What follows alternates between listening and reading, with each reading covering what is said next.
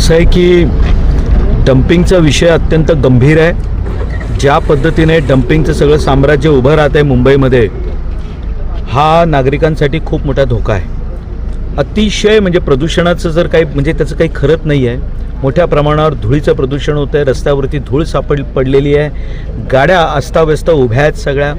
आणि एक नागरिकांना जो त्रास होतो या निमित्ताने आम्ही त्याची दखल घ्यायला सुरुवात केलेली आहे. आज मी गणपत पाटील नगरमध्ये बघितलं, इथे गावठाणाच्या या भागात देखील आलो आहे. इथे सुद्धा अनधिकृतपणे या ठिकाणी डम्पिंग सुरू आहे आणि आम्ही याची गंभीर दखल घेतलेली आहे. येत्या काही दिवसात म्हणजे पुढच्या 2 ते 3 दिवसामध्ये मुंबई महापालिकेत आमच्या स्थानिक नगरसेविका आहेत रेखा यादव आणि माझ्या वॉर्डचा काही इथे भाग येतो. आम्ही महापौरांकडे याबाबत संयुक्त बैठक तातडीने आयोजित करून महापालिकेने यात काय कारवाई केली, दुसरी बाब पोलीस स्टेशनला FIR नोंदवल्यानंतर पोलिसांनी काय कारवाई केली याची आम्ही गंभीर दखल घेणार आहोत.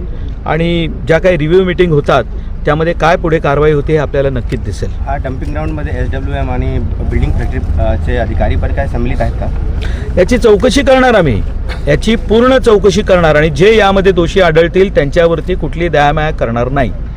कारण हे मोठं आर्थिक साम्राज्य हे मुंबईकरांच्या जीवावरती उभं राहतं आहे.